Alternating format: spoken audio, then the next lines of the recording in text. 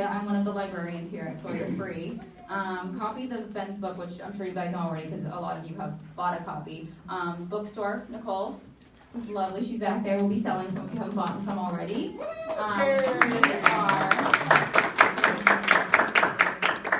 We also bought a copy for the library. It's just processing, so it needs to be put in the catalog. But if you want to put a hold on that, you're more than welcome to do so in the catalog, or you can do so up at the main desk after the event. Just a housekeeping note, if you do need to use the bathroom, it's straight across of where you came in. So if you just go right out the exit and straight across, that is the bathroom. Now, without further ado, please join me in welcoming Ben. Ben is a Massachusetts native and is a writer and animator who graduated from California Institute of the Arts. In 2010, he won the Edward Gorey House's Fantastigori Award for book illustration. Are you, sound good? That's okay, yeah. We both can't hear okay. well. Oh, okay. Checking in with each other. I'll try to project. I know, it's okay. We can hear well. He's also the director of several stop-motion animation films, including the award-winning The House of the Seven Gables. And this year, after a decade of development, he made his solo graphic novel debut with More Weight, A Salem Story. Everyone, please join me in welcoming Ben Wickey.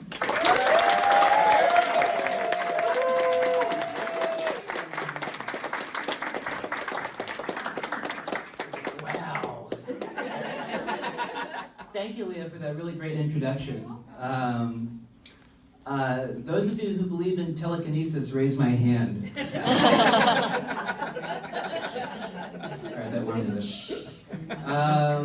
Thank you all for coming here. It's like a family reunion. There's so many there's so many people, so many old friends and family, and it's just it's really moving, and I love it. And thank you so much for all being here. This is the first time that I've really gotten in front of an audience to talk about this, which has always been kind of, on the back burner as I was doing that. Yeah, right. This was a labor of love that I started 10 years ago, and I didn't know where it was going to go, and it became a real menace in my life that I'm really happy to load onto you. So I'm just going to talk a little bit about the history, my own process in doing the book, and that kind of thing. And then I'm going to just open up to questions, because I instead of just blabbering, I really enjoy just answering people's questions, and I don't want anyone to go home feeling like I haven't answered anything. So, without further ado, I'm just going to go into what this book, what's up with this book? So,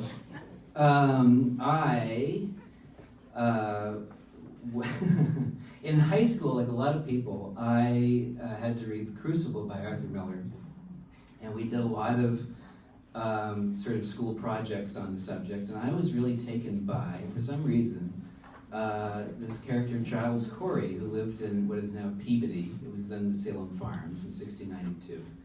And he was an 80-year-old curmudgeonly farmer who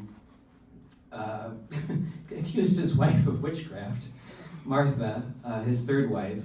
It was Mary, Margaret, and Martha. He liked Mars in the name. And they were married in 1690 on my birthday, April 27th, which is funny. So they were only together for a little while. We're in 1692, after his wife was formally accused of witchcraft by the Putnam family and others.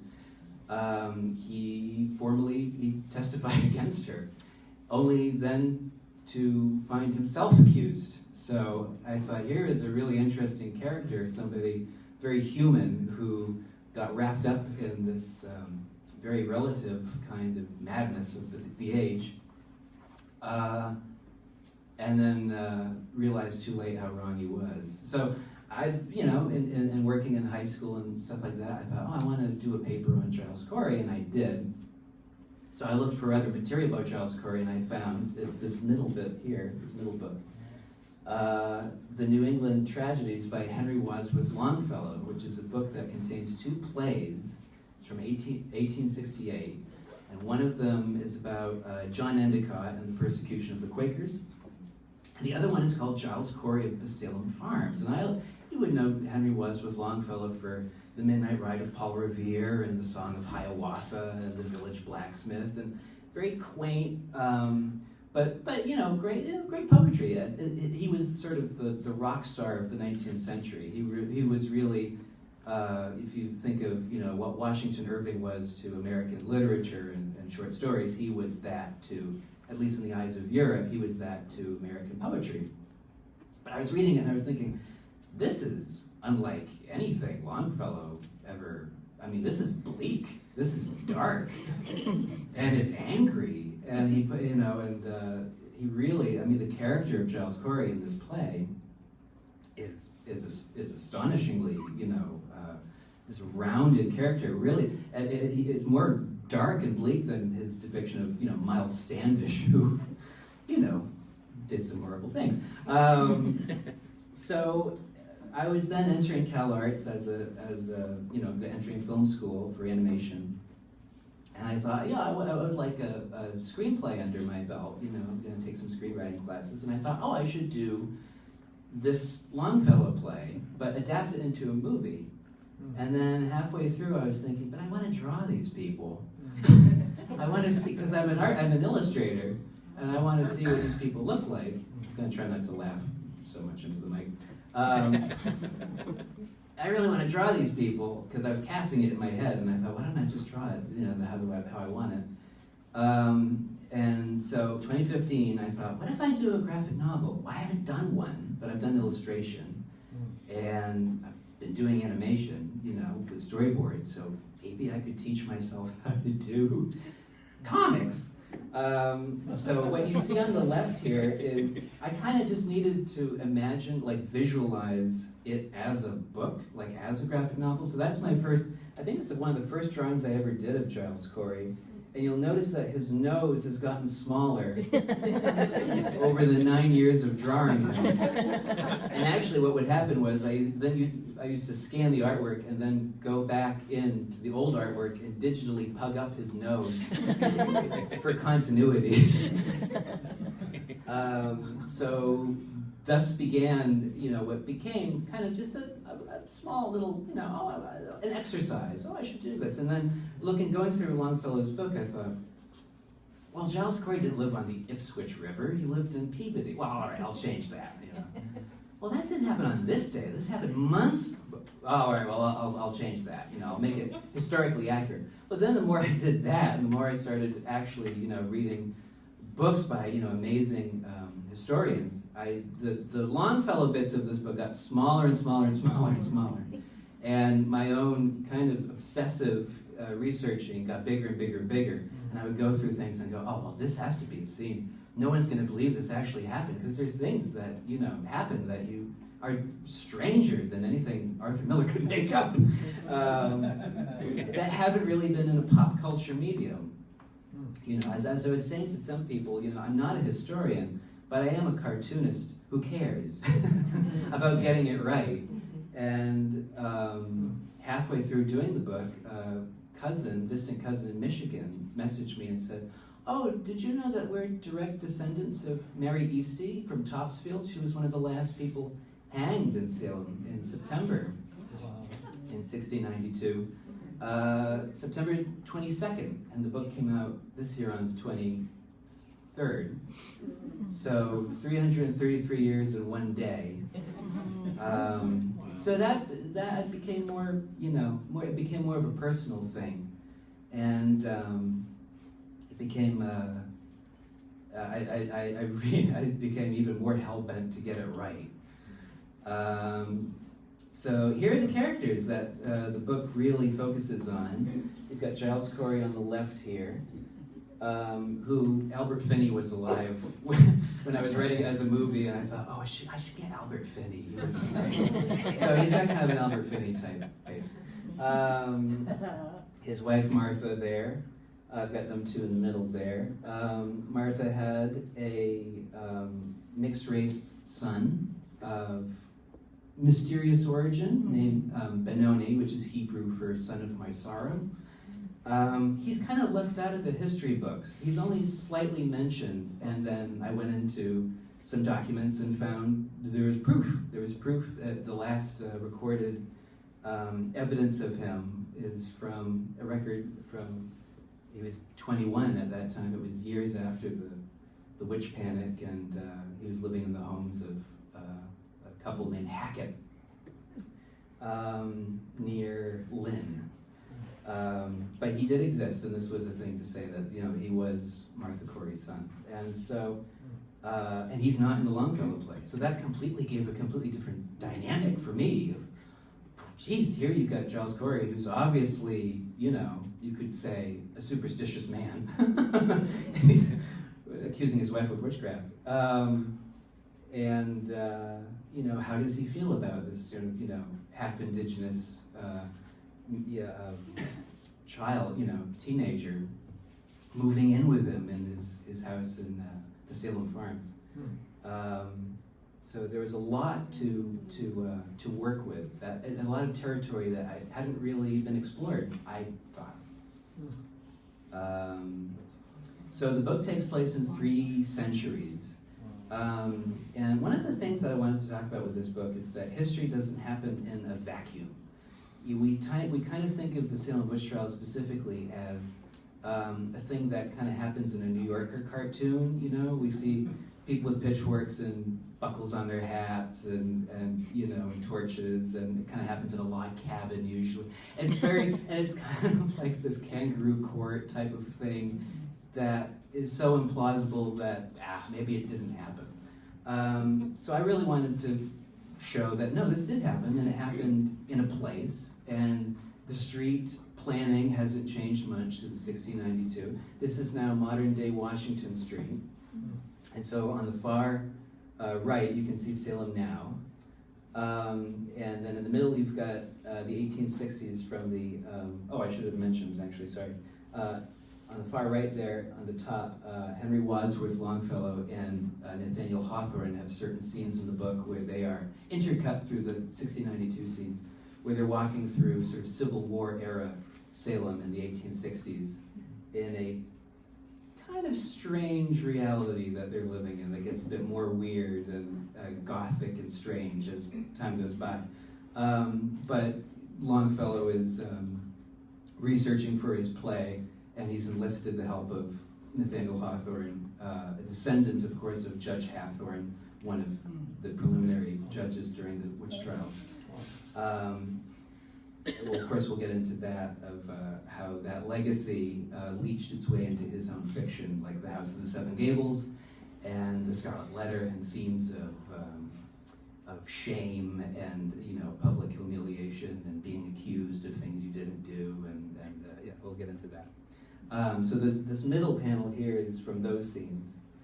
And you can see that at the bottom there, the old train station that used to be, it was demolished in the 1950s, but that would have been there in the 1860s. And my grandmother, Phyllis Wickey, was a hairdresser in Salem in the 50s, and she remembers that train station, so that was fun to put that in, you know.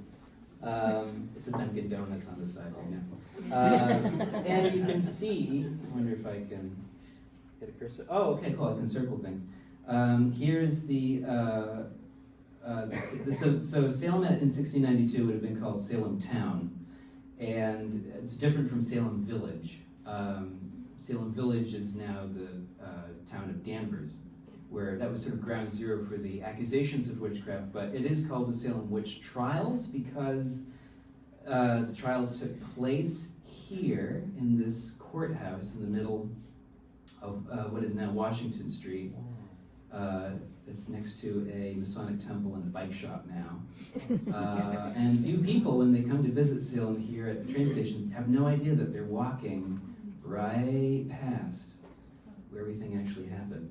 And Judge Hathorne's property was here. It was probably, I put the house here, it's probably farther back here. But it's pretty much where the Bewitched statue is today. It's funny.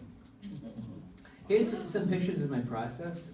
This is my cat, Klaus. And he would supervise my artwork before scanning. And times he would remind me to take a break, stretch my legs, have some coffee or something, because, you know, I'm not going to move him.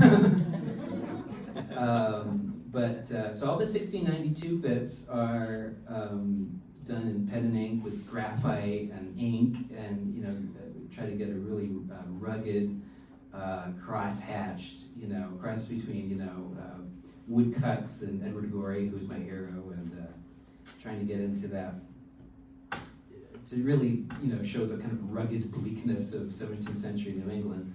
And then these other bits, the more modern, the post-photography bits, are drawn digitally, just so I could have a cleaner line and have proper dimensions and things like that. So that really, you could use the book as a guide and see what is still existent, and know where you are when you walk through the city of Salem, because a lot of people walk around and they don't know what happened there or where things took place. And as I said, history doesn't happen in a vacuum. It happens in our backyards. So, likenesses. None of the victims in 1692 have portraits. If we have any portraits, they are really of the clergy and magistrates who were involved in this atrocity. But we don't really know who, you know, you'll find, you know, the Reverend George Burroughs, who was hanged in August of 1692. We have some descriptions of him. Oh, he was a short man, but very strong, and he had dark eyes and a dark complexion. So that's how I drew him. But for someone like this, like here we've got Samuel Parris in a very teeny tiny portrait, little miniature portrait that's in the Danvers Historical Society. This is before the witch trials, and so I really wanted to draw him more, you know, at his wit's end and manic. And so there you have him down there. Of course, William Stoughton, the Chief Justice over the witchcraft trials. Margaret Burns, the amazing historian, is doing a book on Billy, on William Stoughton, and we sort of are in agreement that this portrait of him is posthumous. Probably would have been done in the early 18th century, but I drew him like that anyway because it's fun drawing long faces. And also there we've got Samuel Sewell, who was one of the judges on the Court of Oyer and Terminer. His brother Samuel was the clerk of that court. So here we've got, you know, them at the bottom introducing themselves to Samuel Parris, and I gave them the same kind of chin and nose. Of course, that portrait of Sewell is done years after the witch trial, so I had to draw him younger. That's the thing; these guys were young. You think of Cotton Mather, and you think of him with the big giant, you know, the big curly wig. He was 30. He was my age. He didn't really have the authority, you know, that we kind of give him posthumously. He was kind of, we think of him as a kind of ringleader, but he was this kind of bystander. He wasn't helpful, but he wasn't also signing death warrants either, you know. And then on the far right there is the Royal Governor, Sir William Phipps, who I'll get into. The newly appointed governor who created the Court of Oyer and Terminer, and there's a portrait of him, and so I tried to draw him as the portrait shows. But for everybody else, I had to kind of create a look for everybody and treat it like I was doing a caricature. Like I had to treat Giles Corey and Martha Corey like I knew what they looked like and that I was doing a caricature of them, when of course I have no idea. I have no idea what their house looked like. I based the house, I don't have a picture in the slides, but I based the house that they lived in on the Whipple House in Ipswich. This is just some panels from the beginning, just to show how this whole thing began. A lot of us are familiar with the story. In February of 1692, there were some girls that were acting strangely. Began in the home of Samuel Parris, the minister of Salem Village, his daughter Betty, and presumably his niece, but there's no proof that it was his niece, Abigail Williams. And And here is the parsonage foundation, which you can still find in Danvers. And then that same day, Thomas Putnam's 12-year-old daughter, Ann Putnam Jr., also claimed to be being tormented, was convulsing on the floor, acting strangely, and then these children started naming names. And in March, 3 people were accused and arrested and brought to the court. Now, there is a thing, that one of the first people who was arrested was Paris's enslaved servant Tituba, who I have here with her husband, John Indian. She's often portrayed in like The Crucible and things like that as black, because she was from Barbados, but she was actually indigenous. So it was nice to actually like show her as she was, you know, like actually depict her as she was. There, as we'll get into when we talk about the touch test method of trying to identify the accused witch, there was a kind of weird idea at the time of effluvia, it was called, where if you were being tormented by somebody who has signed the devil's book and therefore given the devil permission to afflict people physically in your visage, looking like you, in your shape, they said, then you could, if you touched that person that you've accused, your fits would be cured and you would feel well all of a sudden. There was this idea of effluvia, which is this kind of microscopic or invisible, they were just getting into germ theory and things like that at the time, this idea of an invisible chain linking you to the witch, the guilty witch. And so a piece of folk magic that the neighbor, Mary Sibley, did. It wasn't Tituba who did this. Tituba didn't do any voodoo or black magic or anything like that. It was this, white neighbor who, using an old English folk magic custom, said, use the urine of these children and bake them into rye cakes and feed them to a dog, and then if there's a woman in the town who goes, "Ah!" like they're being eaten by a dog, then there's your witch. There is a big difference between folk magic and actual witchcraft. Mary Sibley wasn't even accused of witchcraft. So that's an important thing to say. This is the house where the meeting house once stood in now Danvers, which was then Salem Village. So what happened?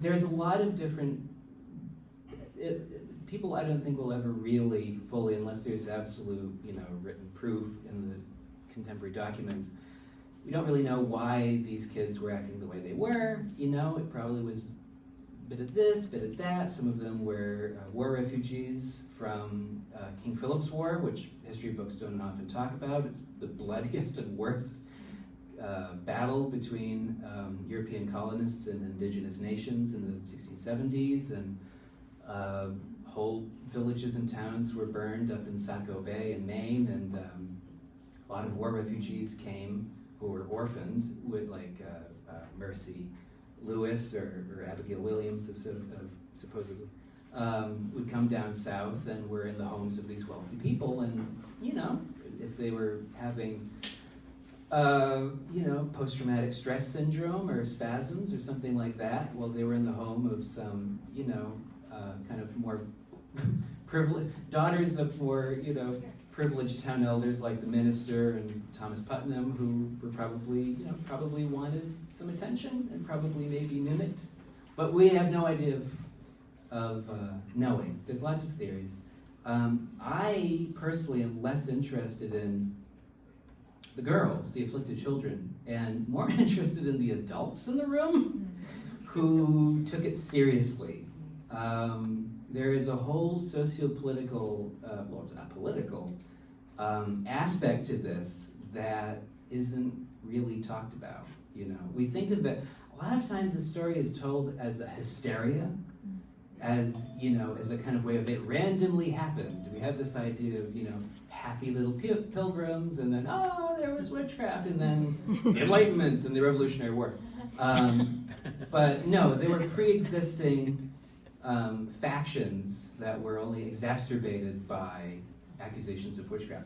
As you still see today, where witch hunts are still happening in places in India and Africa. As we're sitting in this room, there are people being, you know, shunned out of their communities, having to live in witch villages, or dragged from their homes and lynched for the same mundane human reasons as people in the West and in Western Europe and in America were accused of witchcraft. You know, it will always be, whenever there is times of great change and socioeconomic stress, and when everyone is tense, it's what people do. It's how people let off steam. They demonize their neighbors and accuse people of being witches.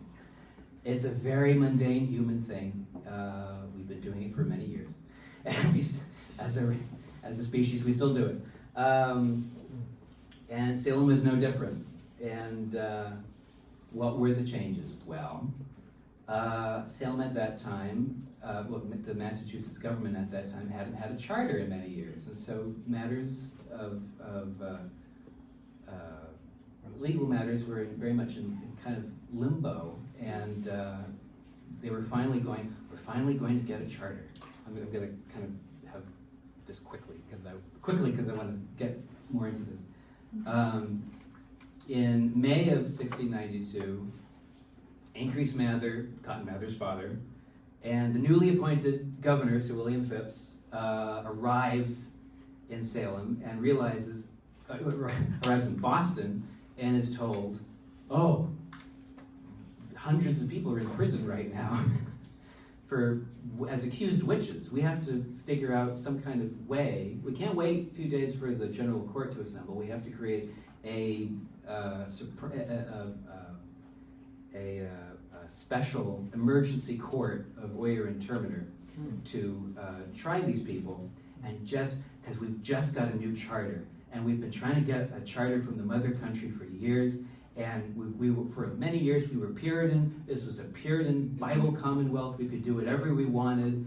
We could bore holes in the tongues of Quakers. We could do whatever. Now we have this new charter, and it recognizes Quakers. After 70 years of the Puritan hegemony, it's all crumbling down. Well, we're recognizing Baptists. We're recognizing Catholics and other forms of Protestants. What next? The Antichrist, you know? So in their minds, Puritanism was in a visible decline. And the new generations didn't have the old fire in the belly that the time of, you know, the generation of John Winthrop had. And of course, John Winthrop, if Emerson Baker is correct, and I think he is, in his book, A Storm of Witchcraft, he talks about how, you know, of course, the founding of the Puritan hegemony in New England was the great John Winthrop City Upon a Hill speech, which Ronald Reagan then took in the 80s, and I don't know if you knew where it came from. But it pretty much founded the Puritan faith, probably in Salem. His boat probably stopped in Salem before. So Salem was viewed as, it was the first town, it was the first settlement, it was viewed as the heart, the beating heart of New England, of Massachusetts Bay, of the colony. And now Satan has declared war with us in Salem. You know, this wasn't lost on them. They took it very hard.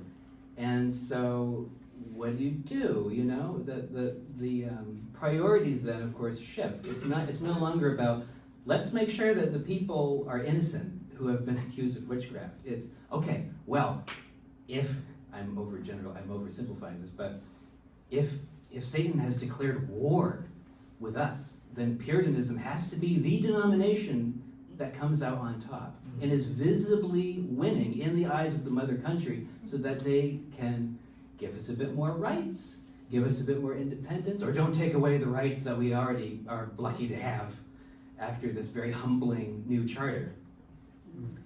And so that's the political aspect of it, which you don't often see in movies or TV shows.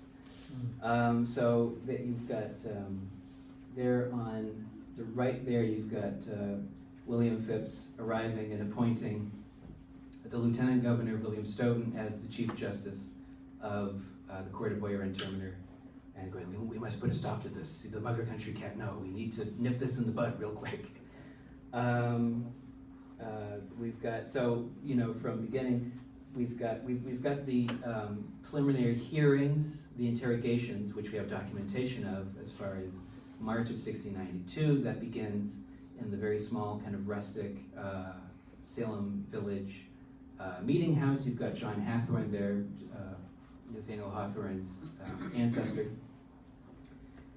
interrogating people, and then by the time the court is created, now it's no longer Salem Village, the rustic thatched roof land of Salem Village. Now it's in Salem Town, this bustling, mercantile, opulent town. And so now it's in this giant courtroom with we think of it as this kangaroo court, and people with pitchforks and happening in the log cabin. The Salem witchcraft trials, the Court of Oyer and Terminer that tried these people, that was one of the most, one of the best. There wasn't a court like it. What's the word? It was, distinguished. Yeah, it was as distinguished a court as you could get. And of course the room is big. In movies, everything happens in the same building.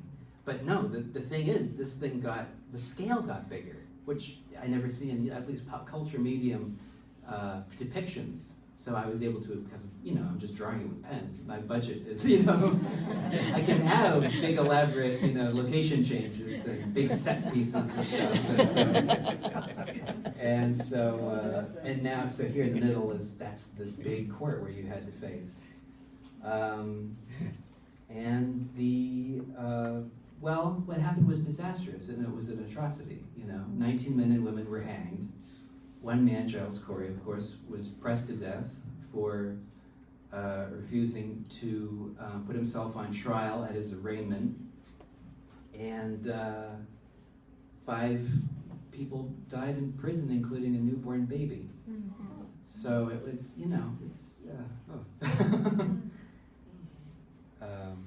by the way, I put off drawing those very dark scenes until the very end, because I just wanted to draw these people talking and getting to know them, and I knew later on I'd have to draw really, really dark stuff. I didn't, I put it off till the end. Just going to run through the consequences, mostly in movies or TV shows or something about the Salem witch trials. The last people are hanged, and some people go, oh, and they get sad, and they go home, and the end. And you don't, it's as if there's no consequences, or it's if, this doesn't mean anything. But it does mean something. Shortly after the last of the hangings in September, the Governor, William Phipps, who had scampered off to Maine and left the whole government to William Stoughton, comes back to find that his wife has been accused of witchcraft. And if a certain rumor is true, Cotton Mather's mother was also accused. It started getting into the home, to the homes of very opulent people.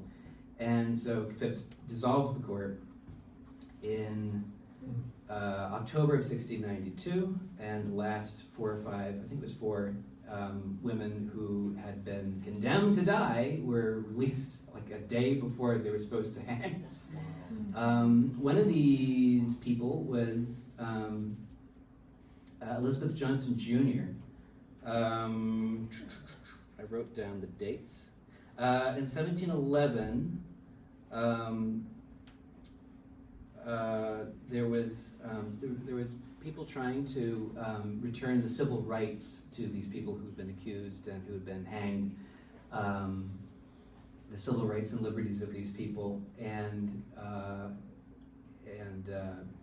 motions to exonerate these people at least after death.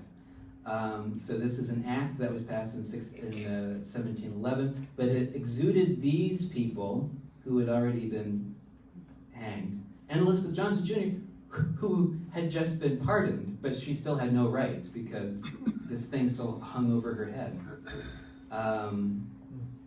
Right after everything blows up and everyone's going, oh, geez, maybe these people were innocent. Maybe some of them at least may have been innocent. Who knows? Maybe some of them were witches. Who knows? William Phipps puts out a publication ban where nobody could write about this because he didn't want word spreading to the mother country. And I have him here all stressed out writing, I have also put a stop to the printing of any discourses one way or another that may increase the needless disputes of people upon this occasion, because I saw a likelihood of kindling an inextinguishable flame if I should admit any public and open contests. Wow. So it's really one of the first government cover-ups in American history. But even though there was a publication ban, lots of great publications came out at the end. Some of them were, defied the ban in Phipps, because Phipps only lived a few more years. That's the whole thing. Thomas Mall, Quaker in Salem, wrote a book called Truth Held Forth and Maintained, and he was arrested for blasphemy for, accusing this court and the ministers of murder. And he was released because he said, this isn't libel because it's true. And he was right. Of course, also, More Wonders of the Invisible World from 1700 from Robert Califf, which was a kind of lampoon of Cotton Mather's book, Wonders of the Invisible World. This was More Wonders of the Invisible World, where he gives eyewitness testimony of Giles Corey's pressing, where he talks about, oh yeah, no, the sheriff, when Giles Corey was being pressed to death, his tongue was sticking out, and the sheriff stuck it back in with his cane. We know that from people who defied the authorities. Califf had this book printed in London to Cotton Mather's horror. And Cotton Mather, of course, went on to be an advocate for inoculation when there was a smallpox epidemic happening in Boston. But because he had been an advocate for the invisible world and believing that spirits were out, and devils and demons, invisible world was out there, people didn't believe in his theories. And in fact, a bomb was thrown through his window in 1721, saying, Cotton Mather, you dog, damn you, I'll inoculate you with this and a pox to you. So he's kind of the boy who cried witch, here he is finally with oh good, no, this is the early, oh this is good, this is he's in favor of vaccines, he's in favor of, this is gonna save lives, and no, he was distrusted because his rhetoric had fanned the flames of the witch trials. In 1738, the two sons of Samuel Sewall, one of the judges on the Court of Oyer and Terminer, the only one to have apologized for his role on the court, and he was also an anti-slavery advocate, so, and a very good diarist. We know a lot from his big, long, detailed diary. So thank you for that, Judge Sewall. His two sons in 1738 tried to create a committee to pay restitution to families of the accused, families who, the stigma of the word witch was still hanging in the neighborhood, and lots of widows and sons and daughters and families of people who'd been accused were still, the word witch still hung over their heads, and so his sons tried to get this committee going to give restitution to these families, and it was headed. I'm going to draw it. I'm going to show it here by Samuel Danforth, who is the grandnephew of William Stoughton, the Chief Justice from the witchcraft trials. So you see some real healing here, family healing. Actually, I didn't know that it was headed by him, and then I sent the book to Margot, and Margot goes, "Oh, you got to put him in." So I fit him in right here, and that's based on a portrait of him, and I love drawing him. He's got such a little mouth. Anyway, zipping through, the last witnesses of this atrocity pass away. Folk legends and things exist in Danvers and in Salem. In 1716, John Adams visits his sister-in-law in Salem and writes in his diary about going to Witchcraft Hill, which would have been, perhaps, we're not sure if he could, I'll get into that, but probably, maybe, near in the adjacent area of where these people were executed. And it's important because this country was founded really by lawyers who would have studied what happened in Salem, and they knew what happened to theocracies. They know how they fail. And so the reason that we don't live in a theocracy and we have secular laws is because these people knew from Salem's hideous example of what happens when you can very easily have too much faith in the invisible world, and you can use that in a court of law. Good God, no one is safe. And indeed, no one was safe in Salem. It wasn't the first witch hunt in American history, and it wasn't the last, but it is the biggest and the most infamous and the most documented. And in my mind, the most important. Salem town kind of shakes the gallows off its shoulders and becomes a mercantile empire. With the Eastern luxuries trade, you got a privateer ship. I think that's the Grand Turk or the Friendship of Salem coming in or sailing away, bound for the east, the far east, to get spices and silks and fine things. Salem was a booming city until the War of 1812 and Thomas Jefferson's embargoes of 1807. That's another thing. But it's in this Salem that Nathaniel Hawthorne is born. There's a little baby Nathaniel there, and his suffering mother, his widowed mother. And I've got the lineage here of William Hathorne in the 1630s, first settling.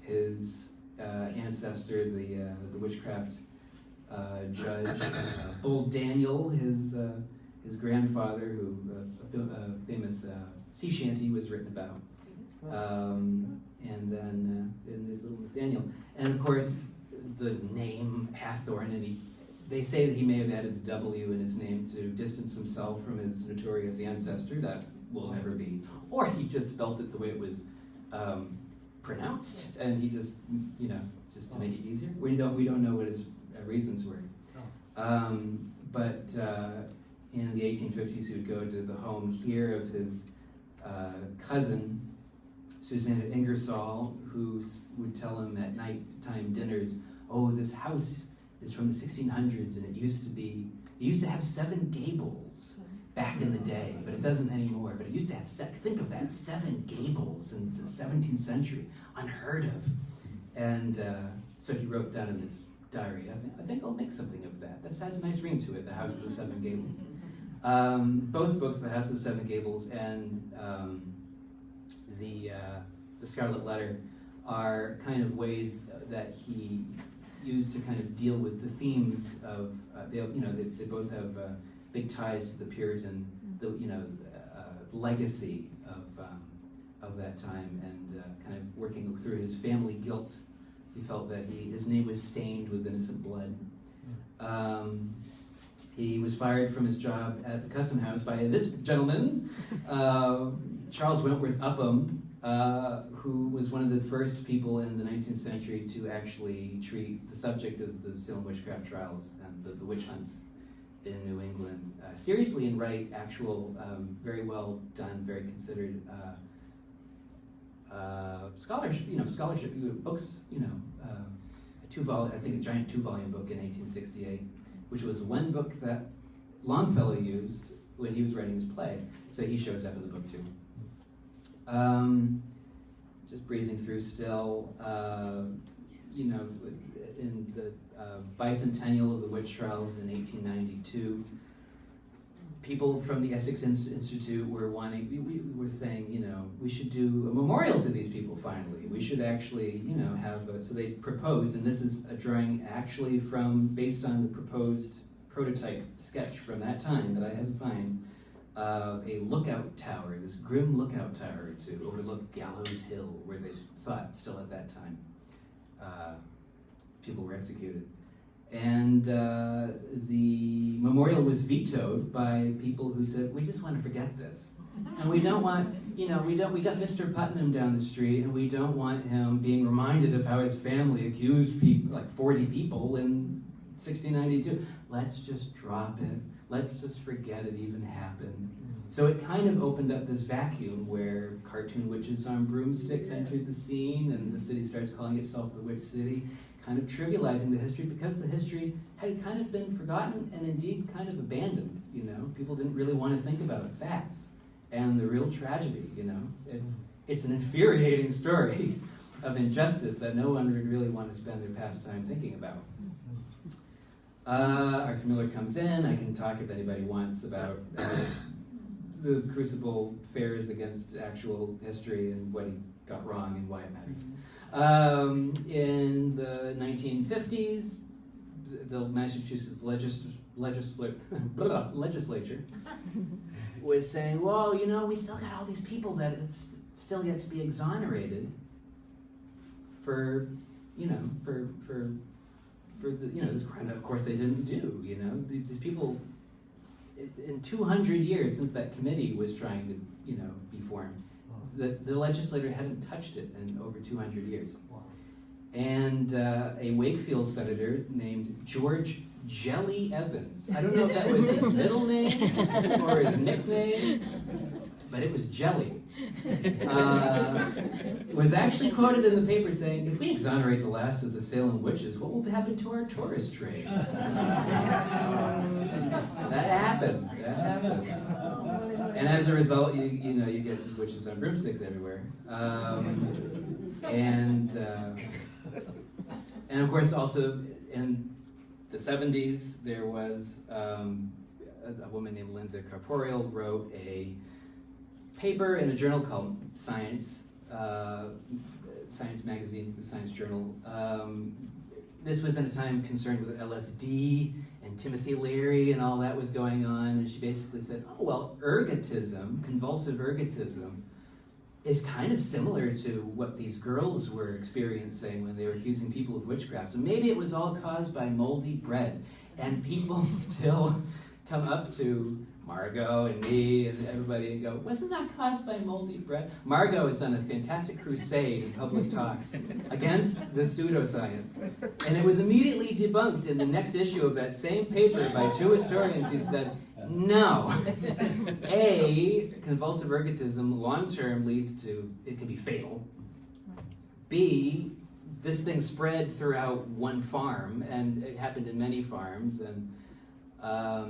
and C, it doesn't explain the touch test of people, you know, convulsing in the courtroom. Oh, she's pinching me. She's tormenting me. She threatens to stab me with a knife. And then they're led towards the accused person, and they're made to touch the accused person. And then they go, oh, I'm well now. Oh. Once again, the effluvia, you know, that invisible chain, you know.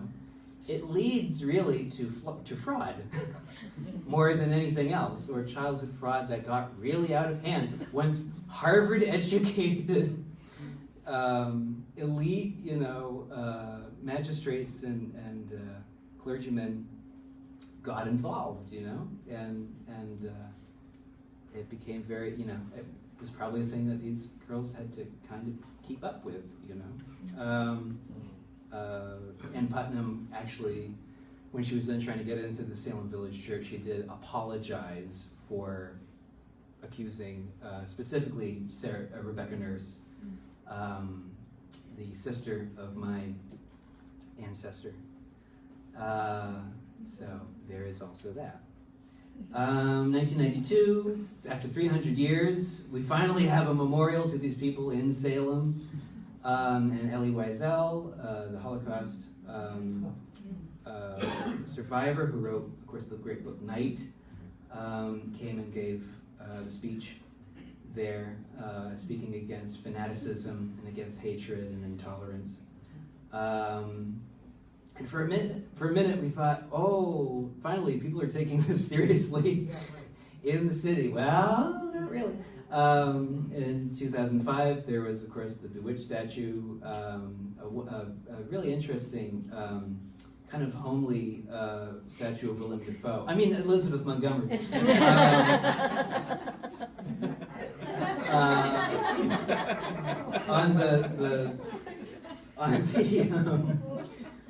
On the former land, within feet of where people were, accused of witchcraft, and they say now, of course, oh, it's because those episodes of Bewitched really helped Salem's tourist trade in the 70s, when shopping malls in Danvers and Peabody had kind of taken over from Salem's department stores that had, so out of economic desperation, Bewitched came to the rescue.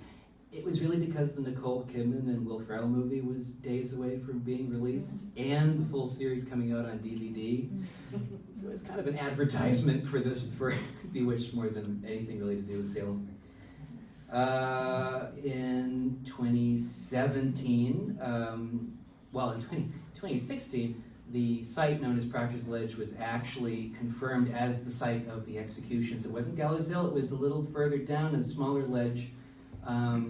It was confirmed by historians. Left to right, we've got Emerson Baker, Richard Trask, and Marilyn K. Roach. And that was dedicated in 2017. And it's got all the 19 men and women who were hanged. And it's kind of away from the bloodstream of the touristy part of Salem, so it's a real place of calm and quiet. You can kind of go there and reflect. 2019, Donald Trump wrote a letter to Nancy Pelosi, comparing his impending impeachment to the witch trials, and said more due process was afforded to those accused of the Salem witch trials. I'll leave that there for you to think about. I know. In 2022, Elizabeth Johnson Jr., who we've talked about before, she was the last person, the only one left who had not been exonerated. And she was in did I write it down? I want to make sure. North Andover Middle School. Carrie Lapierre's 8th grade civics students at North Andover Middle School petitioned the legislature to finally exonerate her. So it was a big thing. Last Salem witch pardon, whatever. But that was, 2022. 1692 to 2022, we can't let it go, or, we can't allow ourselves to go, there are no witches, these people were not witches. I want to now lead up to questions, but before that, I just want to say about what this means to American history and America as it is now, This is America's best example of what happens when a community can tear itself apart from the inside with hate and injustice and scapegoating. And I think we need to treat that best example a little better in order and to remember it as it happened, not as it's advertised, not as a fantasy thing, but as a whimsical Halloween story, but as it actually happened. This was an atrocity that we need to remember as it was. It is our best example, and I just want to end before we go into questions. I'm not sure I've been blabbering around all this time, but just want to end with words from the petition of my 10th great-grandmother, Mary Estey, from prison. She probably dictated it to somebody with a pen.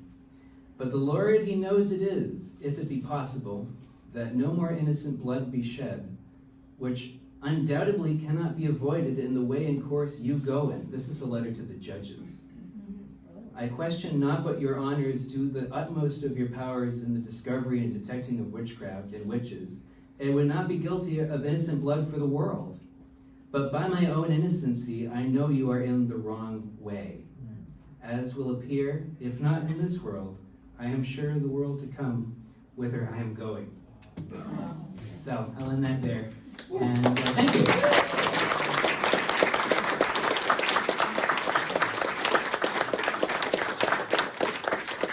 How are we doing for time? Good. We do close at 5, so I would say like 10-15 minutes for questions, and then we do have to close up shop. Okay, So, how about I do like Go a for few it. questions and then I can sign, so I have time to sign books if people, sorry, I didn't know I'd be blabbering this whole time. Any questions? If there are no questions. Oh.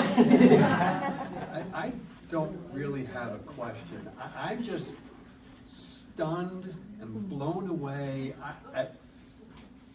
Your heart, soul, everything just went into this. I can't imagine the Thanks, Ben. digging. Thank you. You had a big staff, right? Yeah. Wow. Well done.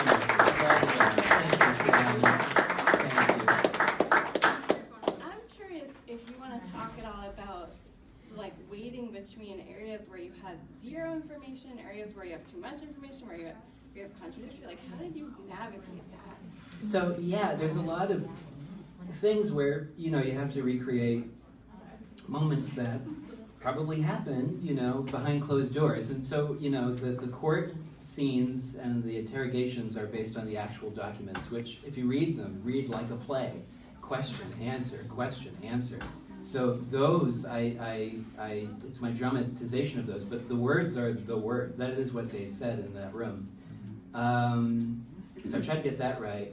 And then there's other bits where, you know, but at the end of the book, there's 30 pages of endnotes and Yeah. research notes where I say, I made this up. This thing comes, I can prove this. This comes from a document. This comes from Longfellow's play because it was a good line to use. Or, you know, this is how I think this played out. The chronology I tried to get as good as I could. I tried not to like combine events into one day. I tried to like keep everything, the chronology as it happened. Yeah. John. Speaking of chronology, I like the way you kind of dance between centuries, from here and there. You know, so you're looking at this kind of telescoping thing, which is of course, you know, showing the parallels between these different periods. Another book that did that quite successfully was a book called Mouse. Yes. By Art Spiegelman. I wonder if you were at all influenced by that. Another great graphic book about a horrible situation. Yeah, I mean, Art Spiegelman's Mouse, I mean, I remember, I wasn't alive when it came out, but I do remember reports from that time, reading reports from that time later. I can report. Yes, people were saying, comics have grown up, because now you can talk about anything. So it really did pave the way. Won a Pulitzer Prize, you know. People were saying, "Oh my gosh, this is a book about the Holocaust, but it's cartoon mice." Well, you just did the same thing. Yeah. Yeah. Is it, obviously, you did a lot of historical research. As an artist, is there a struggle not to go off with your imagination to adding something that, you know, give one of these guys a big pimple here. Oh. Do you know what I mean? That's, Yeah. I think you do. No, I do know. Yeah, it's Is that a struggle, or does it happen at the beginning of your project, and then you kind of get into a rhythm where you kind of lose that, what I would call bias? Yeah, I certainly in the way people react to certain things in the book, the way certain characters, you know, if I have Thomas Putnam hearing somebody say something, that might lead someone to believe, oh, that's his motive, or which you can't prove, you know. So it is a lot of, because you're doing a comic book, you're acting out all the characters and trying to make them believable, and I'm trying to think of any weird facial or bodily. Well, I mean, there's some. As I said with George Burroughs, there's some like physical descriptions. Sometimes they'll be like, you know, oh, this woman was stooped over, someone was described as having a hilly face. I don't know what that means. Could be smallpox, bumps, I don't know.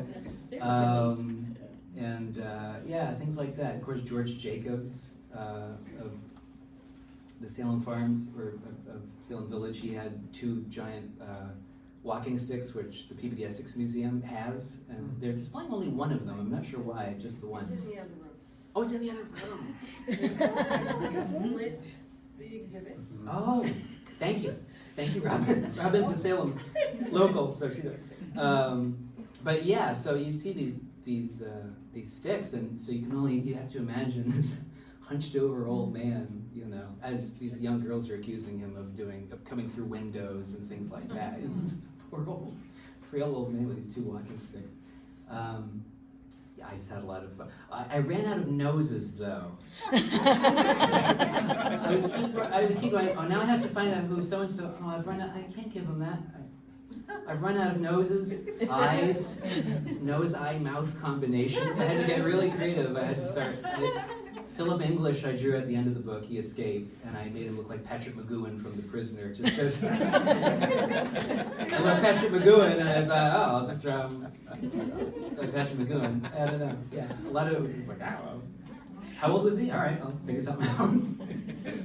So there was a large place in this for your creativity, your imagination. Yeah, yeah. And getting one involved with the historical facts was not. Yeah, that's the thing about, you know, comics and stuff is, yeah. You had a lot of people keeping track of you on the historical stuff. Oh, really? Oh, yeah, that's right. I would send it to Margot, I'd send He it talked to... to all of us. Yeah. And got feedback and asked questions, and you know, when I was reading the book, I was going, yep, and everything you said today, I was going, yep. Yeah. He's got it right historically. Thank you, Margot. And the visualizations are just beautiful. The Yeah. texts are accurate, and as far as the historians are concerned, he's got it.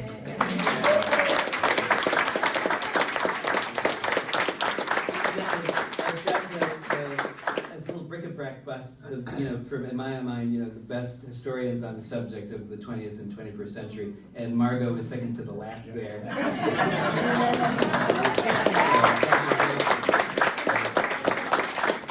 That was fun to do. My way of saying thanks. Well, these people, they spent decades doing this, and I'm just, these are the giants upon which I'm perched like a little vulture with my pens, just, you know, if it weren't for their just lifelong dedication to this and going through documents and finding things, my book wouldn't exist as it does or at all, you know, so, anyway. Thanks, everybody. Thank you.